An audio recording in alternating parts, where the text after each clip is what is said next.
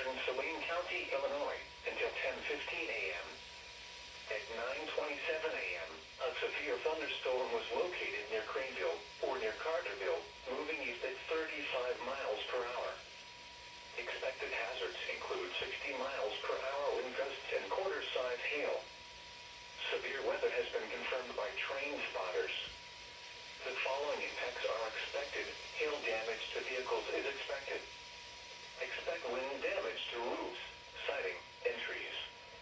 Locations impacted include Marion, Harrisburg, Carterville, Craneville, Energy, Goreville, Creel Springs, Carrier Mills, Lake of Egypt area, Stone Ford, Williamson County Regional Airport, and New Burnside.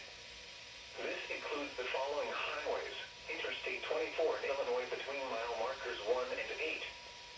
Interstate 57 in Illinois between mile markers 39 and 54. Repeating, a severe thunderstorm warning has been issued until 10:15 a.m. for the following counties in Illinois: Johnson, Pope,